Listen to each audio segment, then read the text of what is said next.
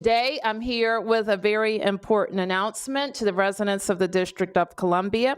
I'm proud to introduce Assistant Chief Robert Contee as the next chief of the Metropolitan Police Department. A lot of people know Chief Contee, but I'm not sure how many of you know his full story. So I'm going to share a little bit about our next chief, and he will tell you more. Chief Contee is a native son of Washington, D.C. He was born and raised here, and while attending Spingarn High School 31 years ago, he first started working for MPD as a cadet.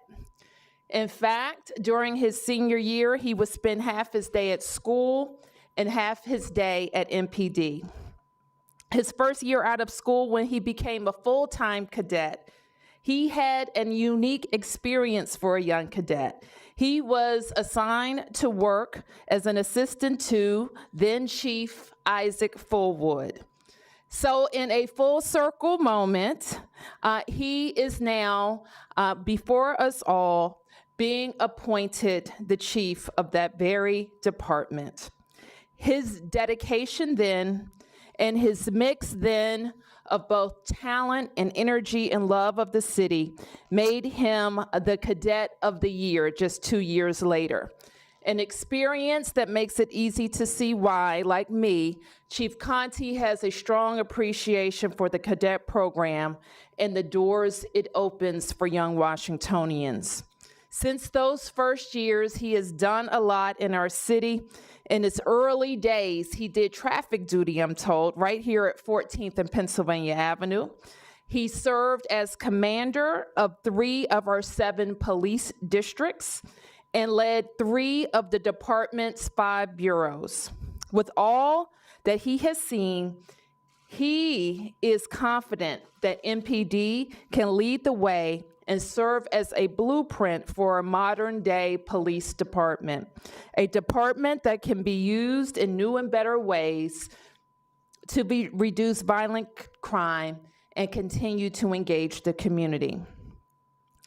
What strikes me most about Chief Contee's many experiences and talents is his belief in young people. When we spoke last week, he told me that the highest honor for him was to give back to the city that raised him, and that becoming chief is a testament to what can happen when you give kids a fair shot. I know that Chief Contee is the new leader our department and our community needs right now, and I am proud to nominate him as our next police chief. Please join me in welcoming Chief Bob Contee.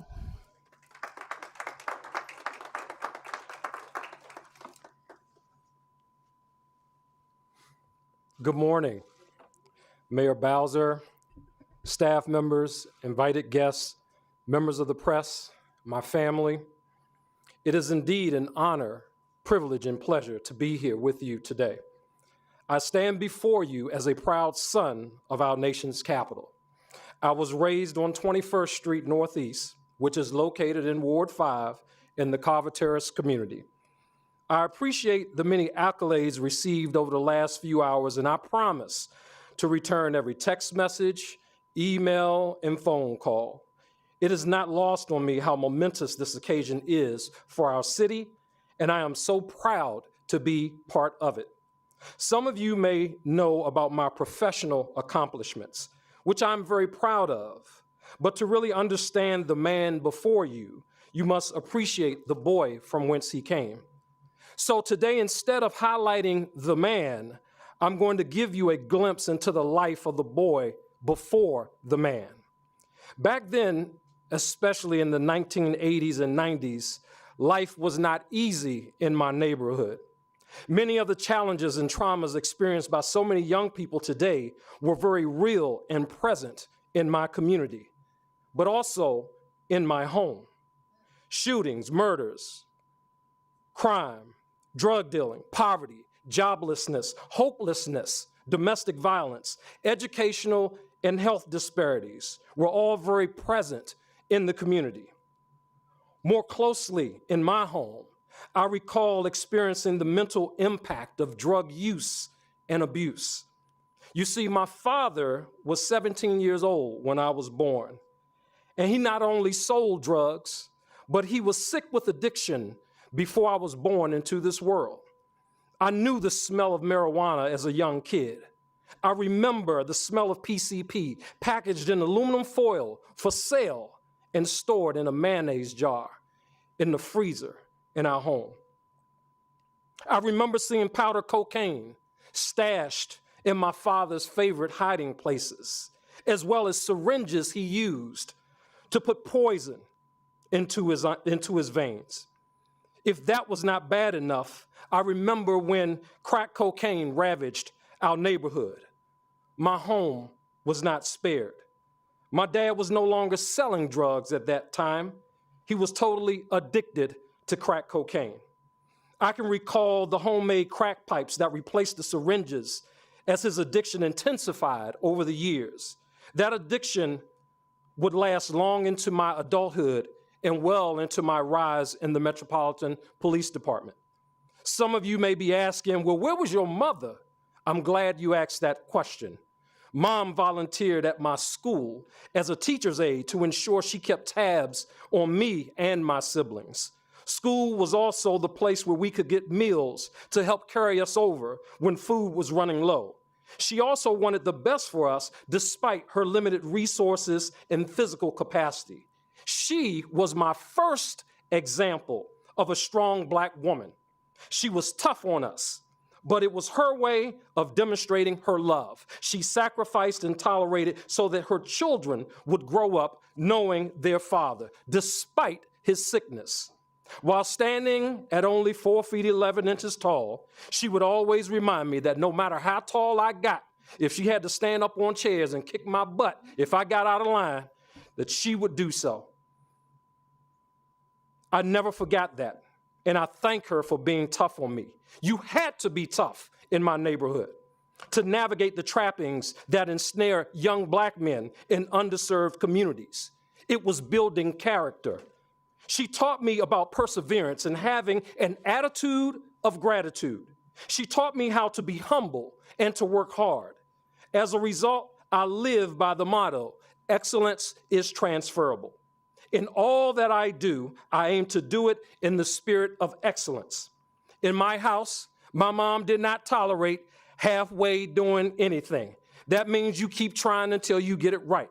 Regardless of my childhood challenges, my mom and dad, they were my heroes. As imperfect as they are, when I was growing up, family was all I had. I learned so many life lessons from them. The most important lesson I learned was that the only thing to stop me from doing great things were the limitations I set in my own mind. You see, what I didn't tell you about my parents is that in addition to the challenges of the world and the community struggles we face daily, they both were born with cerebral palsy.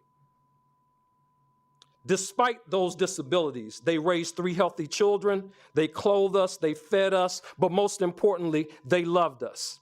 And despite my father's addiction, I saw him every day. Notwithstanding his disability, he walked the 21st and Benner Road to catch the X2 bus to work every day. And now, he has been drug-free for almost 11 years, and I'm so proud of him. Through God's grace, his own willingness, determination, and drug treatment, I am so thankful that he was never incarcerated because of his addiction. He was not violent, he was sick. So when I tell you they are my heroes, I mean it in every sense of the word. They are my heroes. In light of my past, some people would not take chances on kids with similar backgrounds that grew up in distressed communities. But I stand before you as an imperfect prototype for what can become of young people in our communities when given an opportunity. My opportunities came in the form of dedicated DC public school teachers going into their own personal pockets to ensure that I was able to go on field trips my parents could not afford. The exposure beyond my immediate community was necessary. It opened my eyes to a world I could only read about in books. It was neighbors threatening to tell my mama if I got out of line. It was job opportunities that helped break the cycle of poverty in my family. I remember sweeping doormats and taking out the trash for neighbors in the apartment buildings where I lived for small change. At 12 or 13, caddying at the Langston Golf Course because I was not old enough to work. At 14, working the Mayor's Summer Youth Employment Program to buy school clothes. At 15, washing dishes at a local catering company. At 16, working at the Old Kenny Shoe Store at Heckinger Mall. And in the summer, attending the Mayor Barry's Youth Leadership Institute on the campus of Howard University. But the most pivotal moment for me was when I got my fair shot. As a DC police cadet on November 20th, 1989, at 17 years of age. It changed my entire life. It was these and other opportunities that helped shape the man I am today. You may ask, why do I tell you all of these things? The answer is simple. I have not forgotten where I come from. These life experiences will help me to lead and guide the men and women of the Metropolitan Police Department to be the most intelligent, competent, capable, compassionate crime fighters we have seen in the District of Columbia. I want our officers to demonstrate compassion for people wherever they are on the road of life and be able to use discretion and seek alternatives when it is appropriate to resolve community conflict. As a priority, we will be laser focused on crime in our communities. People have a right to be safe and secure in their community. I know the feeling of being a survivor of violent crime. I recall the day my father on his way to work was stabbed on Minnesota Avenue. He was taken to the hospital with a collapsed lung. While I am thankful for his recovery, we never caught the person that was responsible. I know there are many families in our communities that seek justice for loved ones that have been victims of violence. And I assure you, the Metropolitan Police Department will be relentless in our pursuit of criminals that make communities unsafe. I have seen my fair share of bloodshed in our communities. It breaks my heart when I think about the promises not fulfilled as a result of violence in our communities. 197 homicides to date, over 800 people shot in our city. The levels we are experiencing are simply unacceptable, and repeat violent offenders must be held accountable for their actions to stabilize communities that are in crisis. It is impossible for communities to begin the process of healing when perpetrators of violence are ever present. I will listen intently and learn from our communities and other stakeholders to ensure our strategies are inclusive and aligned with the values of communities we serve. Communication, collaboration, cooperation, and participation by all in the ecosystem of community will be the tenets of our crime-fighting strategy. To the men and women of the Metropolitan Police Department, it has been my distinct honor to serve this city for all of my adult life. I know your job is not easy. If it were easy, then anybody could do it. You can expect me to model the behavior that I expect from you. You can expect fairness, and I expect you to be fair with members of the community. You can expect me to build relationships because we cannot have partnership without relationship. In our city, there's much work to be done. So please keep in mind that no matter what happens or how much we are criticized, we are the chosen guardians of our communities. Sometimes we may stumble along the way, but as Mama would remind me, we will keep trying until we get it right. And we will do it in a spirit of excellence. In closing, it is my great honor to lead the Metropolitan Police Department, to be the standard of excellence for policing in the 21st century. There's room at the table for anyone and everyone who is committed to ensuring focused, balanced, and fair policing in our nation's capital. It's time to go to work. Let's go.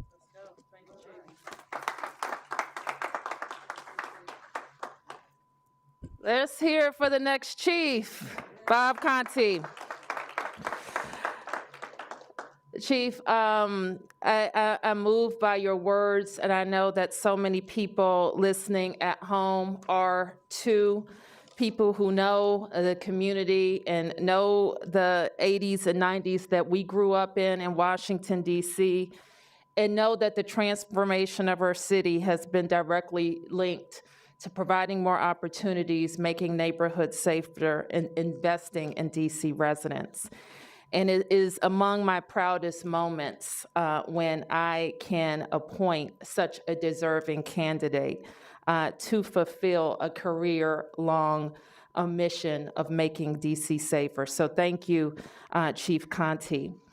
I also want to congratulate and thank for her service another member of our team who's moving on, but moving on having made a department so much better than what she found.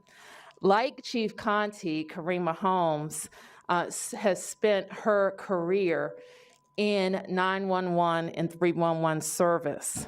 And she has done, like Chief Contee, just about every job that there is to be done. When we were in our transition period and we were looking for an OUC director, we searched the whole nation. And in Texas, we found Ms. Holmes. She told me a few weeks ago that she had an incredible opportunity for herself and her family, and that she would be moving on from OUC. I remember, and I think I told her this, when I first became mayor, I had a series of office hours for employees. And employee after employee was showing up from OUC. These were the most stressed, the most tired employees that I had encountered at DC government. They haven't been given the tools that they needed to succeed. And Karima was the director who provided those wonderful DC employees with that opportunity. So let's please honor Karima Holmes on her next steps. And finally, I want to take a moment to thank Chief Peter Newsham, not just for his leadership for the past 4 years, but for his service to the city for the last 3 decades. This is certainly, as you just heard from Chief Contee, a long time to serve, and a long time to serve in the same department. He has seen our city through a lot of ups and downs and has been there for families in very difficult moments. I first met Chief Newsham. He won't remember this, but I remember it very well. I was sitting at the front of a room in 4D in the community room. All the police and community members know that room. And in strode Assistant Chief Newsham. And immediately he had command of the issues in the 4th District with the district commander and with all of the community officials. There was no issue that he didn't wrap his mind around. When I had the opportunity to appoint then Assistant Chief Newsham to the Chief of Police, he promised me then that he would seek justice for all victims of crime, and he would not sleep, making sure that he was doing all he could to keep every part of the District of Columbia safe. So it is with great appreciation that I thank on behalf of all of us, our police department, our 700,000 residents, and all the people who visit Washington, we thank Chief Newsham.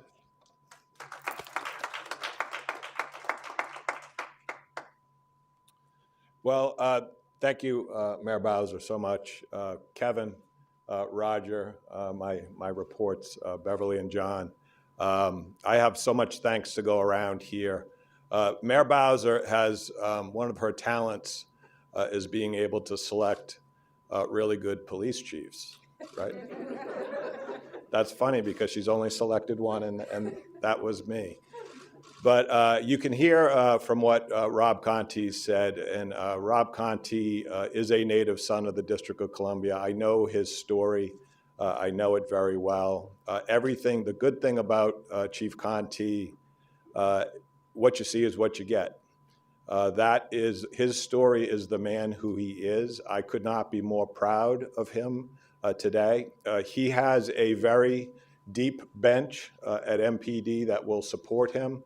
And I know that he will be successful in this job and move the Metropolitan Police Department, continue to move the Metropolitan Police Department in a positive direction. So, Rob, I consider you one of my brothers.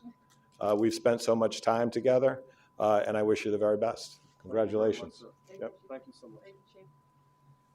Okay, we'll take a few questions. Questions? Yes.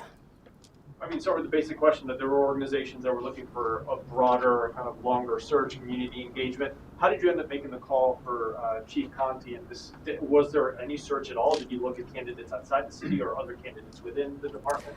I did make the decision to start with the Metropolitan Police Department, as Chief Newsham just mentioned. I have had the occasion to appoint a police chief, to do a national search, to do very extensive community engagement, to be engaged in the following year with the changes in policing, to be fully briefed on the various commissions and task force that have been impaneled. So I think we have a very good hold of the issues. And Martin, what was most important to me is that we had solid and steady leadership at the Metropolitan Police Department and not a prolonged human resources process. And especially since we have a sense of what and who is out there, and we know the exceptional preparedness of Chief Contee. So I think it is my job to make sure that one of the largest and most critical agencies in our government has a leader, and that's why I'm nominating the chief today. Yes? Follow up on what Martin asked. Did you interview any other candidates? I did not. Thank you. Yes? Mayor Bowser, what would you say, and I'd like to hear from Chief Contee on this as well, what would the two of you say that, despite his qualifications, obviously, for the job, to people who were looking at this change in leadership as an opportunity for a change in culture, and that by bringing someone on who has spent his entire adult life at no other job but DC Police, doesn't really bring an opportunity for culture change at this time in our nation's history when people are looking for a change in culture in the police department? Well, I would disagree with that assessment. I think you just heard from Chief Contee that not only is he going to bring his experience as an officer, but as a resident of this town, as a Black boy and now a Black man who has experienced the best and worst of Washington, D.C., to the table to all of those discussions. And what I know is this about appointing officials. I've appointed a number of officials. I've gone inside, I've gone outside, and frequently it is you take a risk when you make appointments, and you especially take a risk when you appoint people who don't know your government or don't know the people and don't know the issues. And sometimes that's necessary because we need to bring a different variety of experiences to the table. But having been very engrossed in these issues, I know that we have done the right thing in going inside for this appointment. Sure. And Chief, if I could just add to that, I'm wondering if, not to take away from Chief Newsham's leadership, but I'm just wondering if there's anything that you see that you could change right away that might be a kind of an extending of an olive branch to the community that has been questioning the police department recently. Thank you for the question, Mark. I think that it's important to ensure that the community is part of the conversations that will take place regarding public safety. It's easy for me to shove a strategy down someone's throat. Police departments all around the country do that. But the one thing that I learned growing up here in this city is the thing that people really appreciate is to be part of the conversation when it comes to things that we plan to do here. So I appreciate the mayor's nomination. I appreciate the folks that are in this town that have supported me, that have prayed for me over the years, and I certainly look forward to things that will be coming for the Metropolitan Police Department. Tom. Excuse me, thank you, while you're up there. This past summer, there have been complaints that the police department was too hard on the Black Lives Matter demonstrators this summer and too soft on the Proud Boys just recently.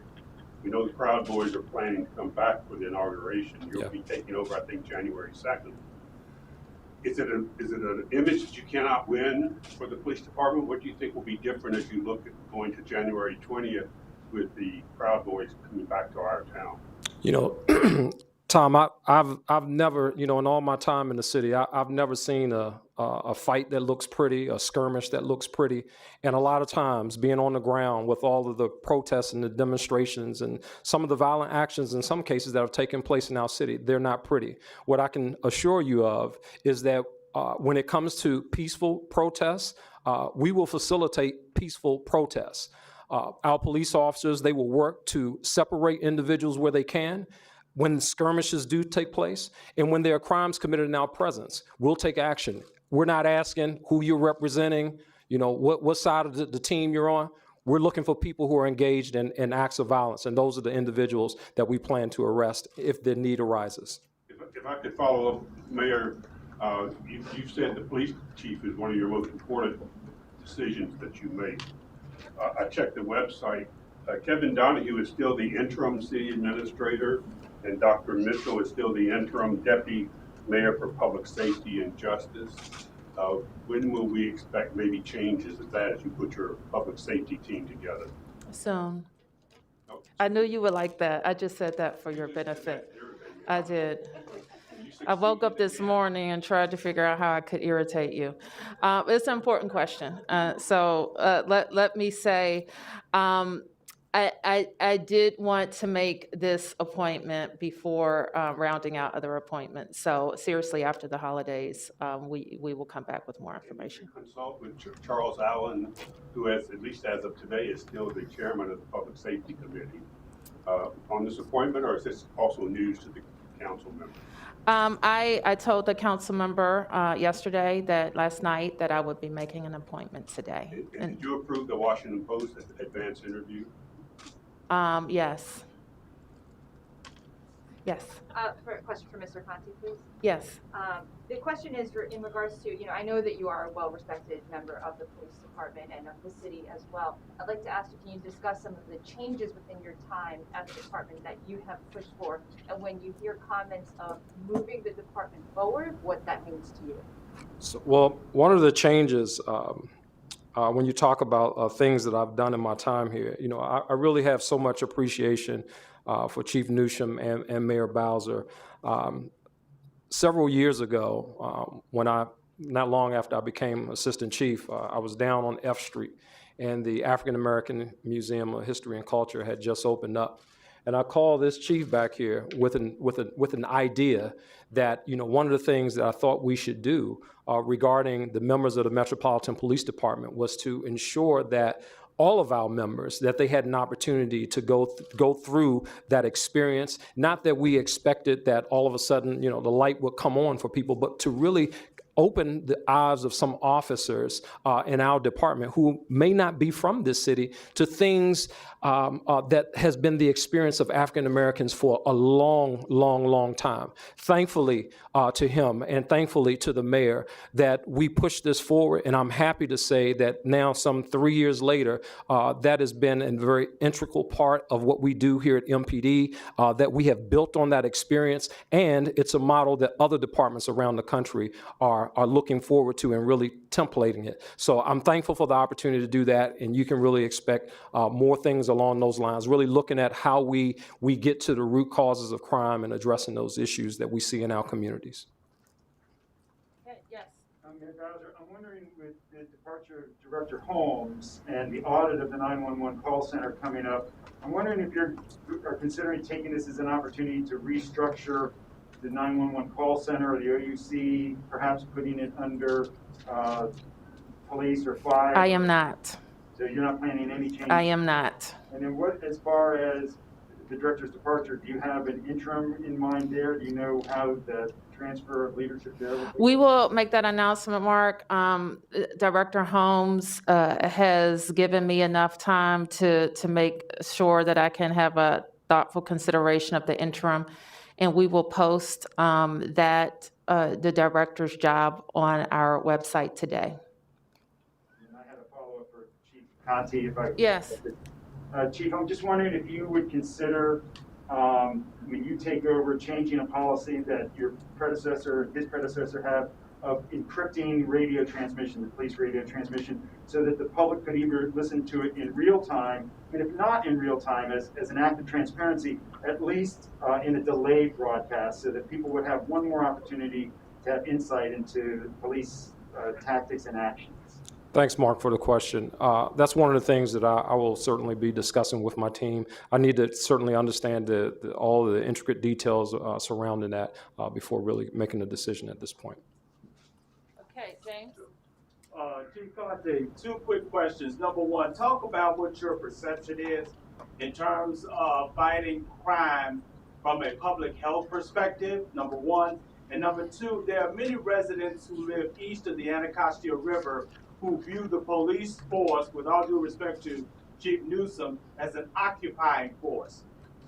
What do you think about that? And if there needs to be change, what will you do about that?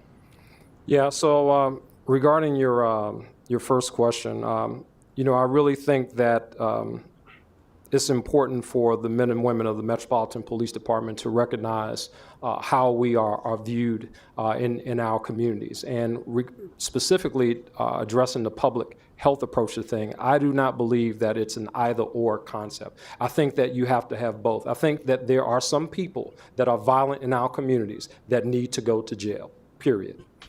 I also think that there are some people in our communities, like my father as an example, who are sick, who have issues that are not violent in nature and need treatment really to resolve those issues, not incarceration. So I think that this is a big city that is resource rich, and I think it's enough space to accomplish both of those things.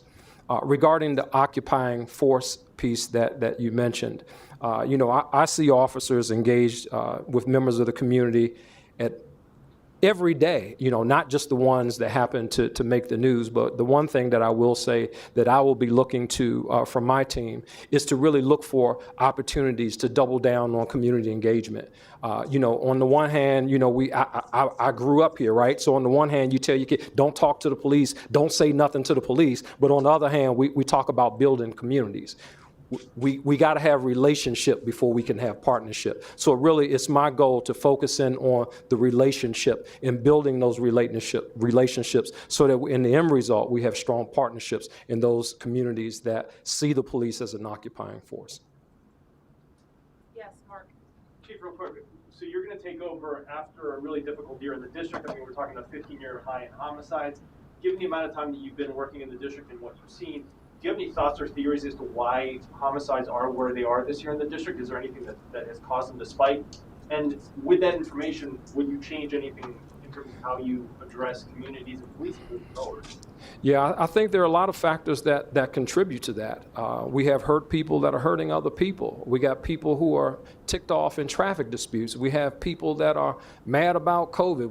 We just have a lot of things that are going on, not just here in the nation's capital, but in the nation. You know, Washington, D.C. is not the only city where we see a spike in the violence, you know what I mean? So I think it goes beyond just what's happening here in the city. You know, I try to do a good job of monitoring what's happening around the country with other police departments, but it's things that are going on just really around the country.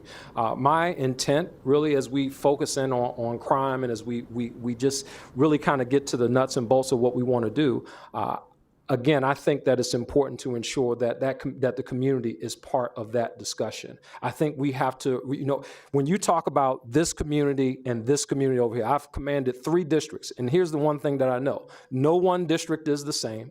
All districts are not necessarily created equal because everybody's perception of what community policing is different. And in order to tailor a strategy to the needs of that community, that begins with conversation. That begins with collaboration. So those things must be done. I mean, I'd love to just tell you, hey, here's the book. This is what we plan to do. But I think that would be disrespectful and inconsiderate of our communities. And let me just add, I think Martin's question about a rise in homicides that we've seen that other major cities seen, and obviously we're here talking about the police today, but we can't talk about increased violence without talking about all the components of our justice system and all of the components of our opportunity system.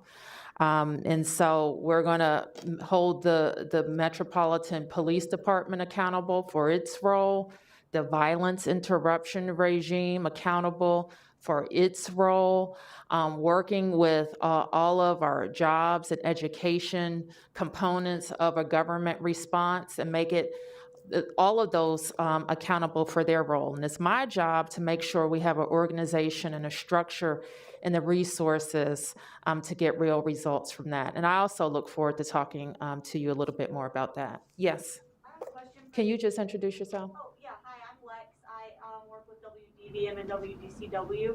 I have a question for the chief. You've talked a lot about, violence and homicides like you just addressed, but according to your website, you guys have almost 50% rise in motor vehicle thefts and then over 60% rise in arsons. Have you put any thought into that and, how you might approach those specific crimes? When you said chief, I'll sure. Oh, I'm sorry, I'm talking to you. Thank you. All the hard. Right. So with respect to motor vehicle theft and some of the increases that we've seen, yes, those are things that we work on in the Metropolitan Police Department every day, every Monday and Thursday when we're having our big crime briefings and when the commanders are working on it kind of on the ground. One of the things that's important, people have to lock their cars. They have to secure their valuables. They have to not leave their cars running. Those things are important. But in addition to that, we're making strides on cases. These are property crimes, but with property crimes, in some communities, that's the most important crime. So we want to make sure that we're fair in terms of the distribution of our police resources to address those things really across the city, as we've seen the spikes really intensify this year. And arson? Oh, sorry. Is it possible? 1 second, please, Tom. What? Oh, and the arson's up 63%. Have you put any thought Yeah, to that? some of the arsons, if I'm not mistaken, I believe they may be related to some of the protests that we've seen in our city. So that would be really an anomaly. We haven't seen any pattern type arsons that have occurred in our city over the course of the last year. Tom, I'm sorry. Let me just add, because your question, I want to add a little bit to your question, if I might, because we do a lot of coverage, and I know coverage is, covering shootings and homicides is certainly important, but there are other crimes, as the chief said, that affect people's sense of safety. You mentioned two, but we will always pay very close attention to robbery. There have been some carjackings in the city that have MPD's attention, and the chief will continue to make sure that the districts have the appropriate resources to address them as well. Yes. For the chief again, what do you want your first matter of business to be once you start in January? And then on a separate topic, there was a cold case, an arrest announced in the cold case murder of Unique Harris. Your response to that?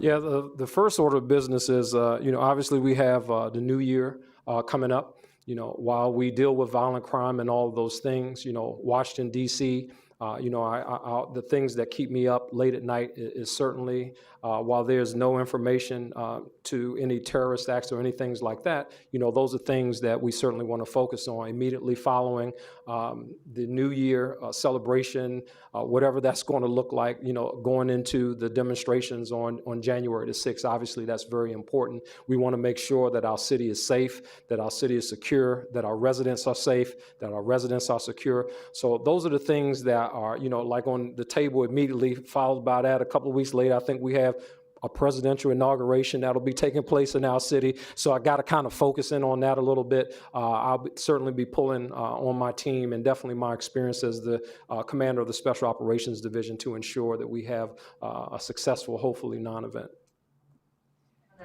The Unique Harris case? Oh, I'm sorry, the Unique Harris case, yes. I think the Unique Harris case is just a testament to the work that goes on here day in and day out in the Metropolitan Police Department. To victims of crime, we will not forget. We will be relentless in our pursuit of criminals. I should add that the detective that closed that case is also a fellow cadet from the class of 1989 He did a fantastic job on that. Mike Fulton, just a shout out to him.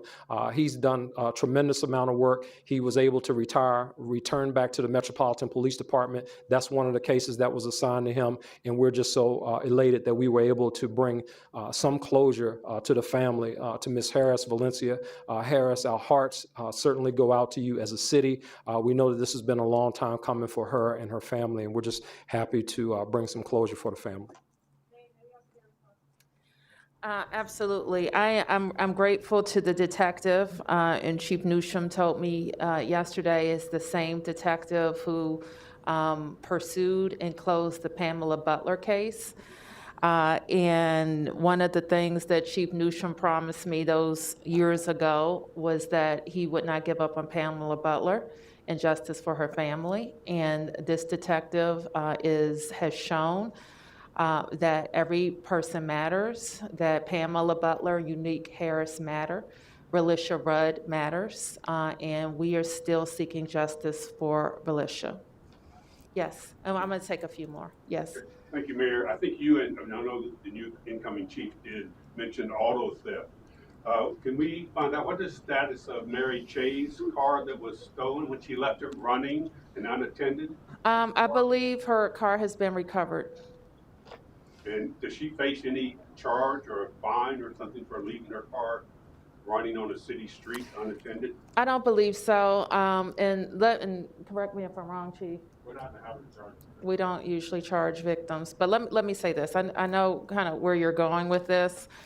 And any person who's ever driven a car has probably had a moment of inattention, quick run, you forget something, and while we all want to try to remember to lock our vehicles and not leave valuables in our vehicles, it can happen. And we want to make sure that people out there who are stealing other people's belongings, that they have their moment to deal with that offense as well. Mayor, I have one final question that's more serious than that.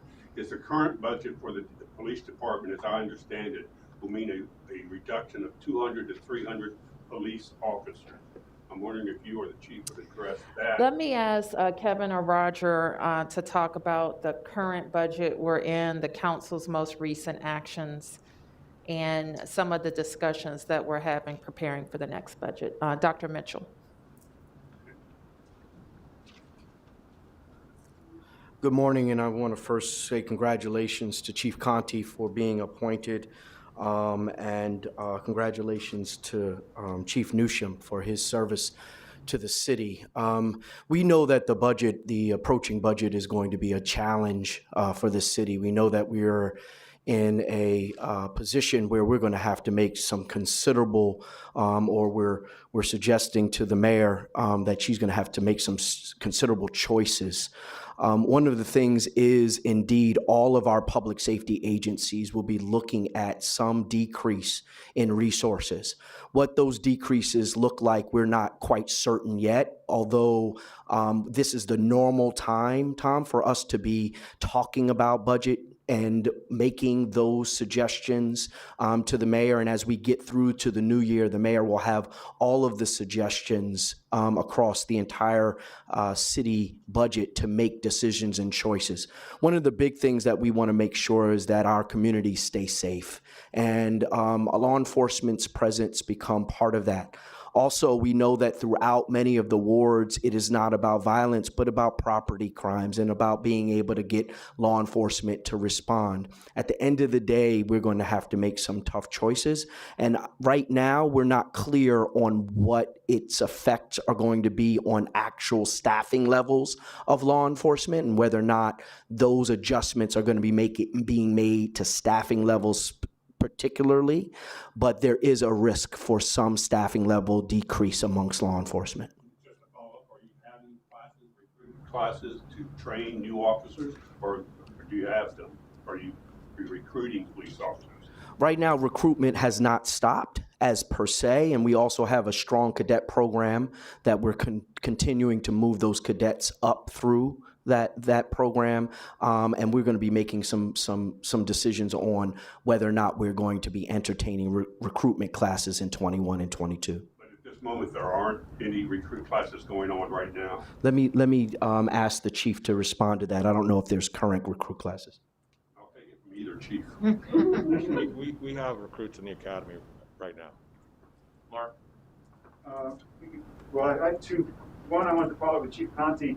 You mentioned January 6th as a target date that you're looking at. We know that's when Congress votes on the Electoral College and that there have been calls for Trump supporters to protest. Can you talk about what you're expecting, what your initial intelligence tells you as far as size of crowds, where we're going to see closures and protests, and what we might expect on January 6th? I think you can anticipate similar closures to what we have put in place for the last two demonstrations that have happened in our city. With respect to crowd estimates, I think we're not able to make that estimate right now. But as you know, the Metropolitan Police Department, again, we facilitate First Amendment demonstrations in our city every day, pretty much. And we will certainly do the same on January the 6th. We want to see peaceful protest in our city. Given the level of violence that we saw the last time this same group came to DC? Well, our intention is certainly to pretty much make sure that we facilitate the peaceful protest, intervene where we need to intervene, and make arrests where we need to make arrests. Mayor Bowser, if I could ask one off-topic COVID-related question in relation to the holiday pause that goes through January 15th. There are some who are speculating on social media and other places that you're ending it, and I know you explained the 3-week period that the Department of Health said, but there are those who are questioning why it doesn't extend through January 20th when the inauguration will be here and there may or may not be celebrations. And I'm wondering what your plans are for businesses as far as restrictions around January 20th. If you will have some type of restrictions in place as you might, now to prevent large gatherings or parties and things like that. Well, we already have those restrictions in place, Mark. So the restrictions on large gatherings will persist beyond the pause period. Is that because if you go back to 25%, we expect that restaurants would be able to open at 25%. And then stay open through the night for parties on January 20th? I'm specifically wondering about celebratory parties on January 20th. If there would be any additional restrictions that you see necessary? We certainly can speak to anything when we look at the health data then, but parties per se are not permitted at the restaurants because every person has to be seated with no more than 6 people. So our restrictions outside of the pause already address that type of gathering.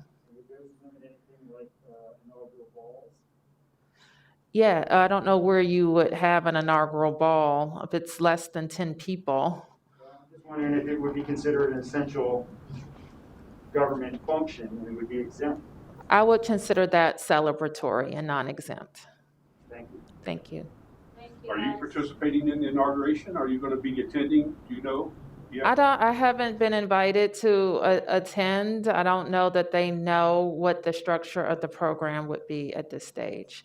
Thank you, everybody. Have a very happy holiday. We won't have any planned press events until January 4th. So stay safe and have a happy holiday.